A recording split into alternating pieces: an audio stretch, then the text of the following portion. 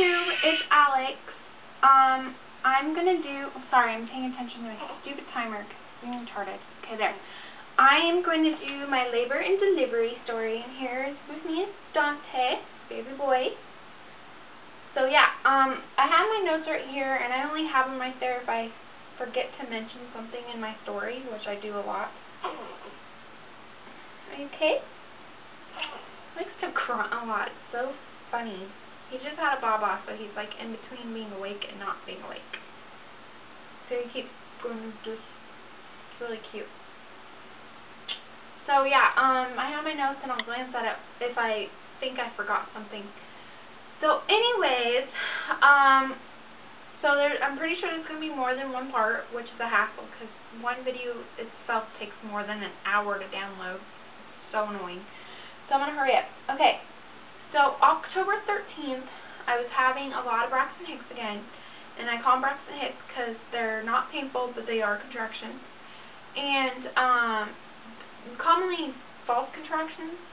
But I was having them constantly, and they weren't far apart, they were together, and they just kept going. So I decided to call the labor and delivery at the Navy Hospital, and he basically said, even though I told him the entire thing, I didn't leave anything out about my preterm labor, he still basically kept telling me repeatedly on the phone that I'm a first-time mom, so my labor should be really, really, really slow, and I shouldn't come in because of that. And doesn't matter, I'm a first-time mom, so it's going to go slow. So he's like, you can come in just to make yourself feel better, but I don't suggest it.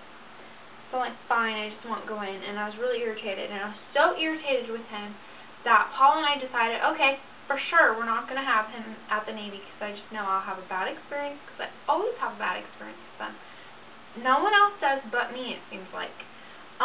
So we decided we're going to go to Desert Regional, even though it's further away. It's about 45 minutes away. I thought it was an hour, but I guess it's 45 minutes. So I was continuing having them all night, or throughout the night of being awake. But when I was sleeping, I got great night of sleep, which is good. And I didn't feel anything. I wasn't woken up or anything. I was woken up because my husband's alarm clock went off at 6:15.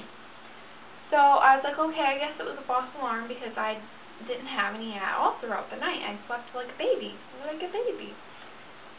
And so, 6:15, so I had another Braxton Hicks. It was strong enough to make me feel like I had to pee really bad. I get a lot of those. I've gotten a lot of those since I got discharged from the hospital 4 weeks ago. So I was like, okay, you know, I'm used to this. It's not a big deal. So I got up to go to the bathroom. My husband's in the living room getting ready. And I noticed some brownish spottage on my panty liner because the night before I had a little blood, but it's so tiny, like I didn't care, you know, I didn't have a big, and plus I was after 36 weeks anyway, so it didn't frighten me at all, and I kind of got excited. And then the next day, you know, a little brown, I'm like, oh, okay, I guess it's nothing if it's turning brown. So right after I stand up and I'm wiping, I instantly have an awful, painful contraction, extremely painful. It was like an 8 out of a 10 pain-wise. I leaned over my bathroom counter and just, you know, rocked back and forth, let it go, let it pass, and right when it passed, I called my husband in the bathroom. And he's like, honey, let's go to the Navy. I want to get you checked out.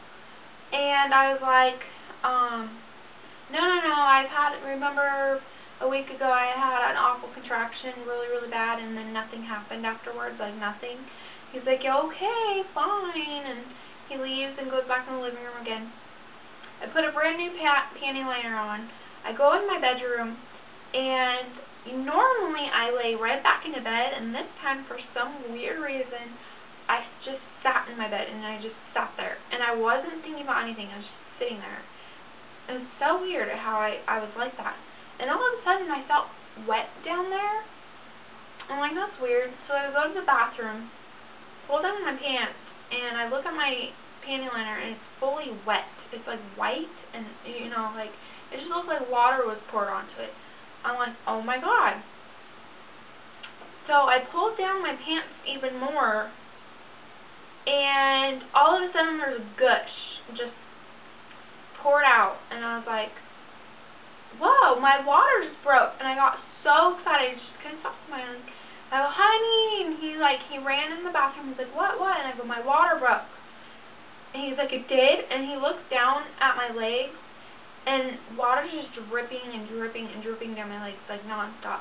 And then there's another gush. He's like, oh my God, your water broke. And I'm like, yeah. I go, this is it. We need to go to the hospital. And right when I said that, he started rushing them around the house like crazy. You know how you see in the movies when the dads like go crazy? I thought that was just like a movie thing. No. My husband was doing that. He was rushing them around the house. He called his staff sergeant right away, and he's like, my wife's water just broke. We're going to go to the Desert Regional hospital, not Navy, so no one's supposed to be there, this and that.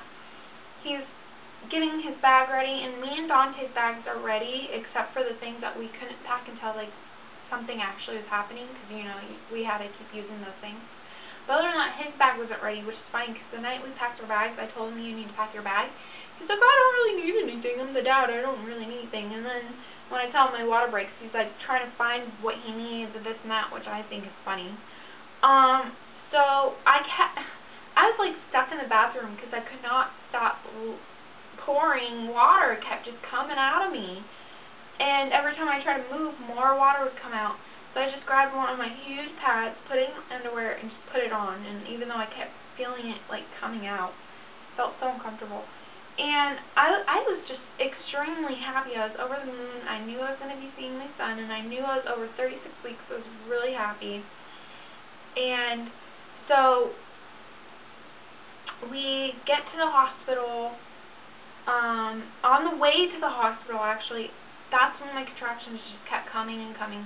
Because I felt like after I had that contraction in the bathroom, I didn't have any for a long time. But, you know, I knew it was it.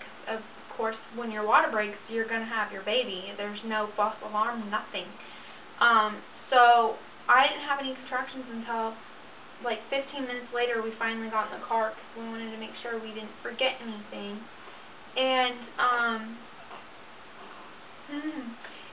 so it was about a 45-minute drive, and I had my contractions felt like they were like every 5 minutes.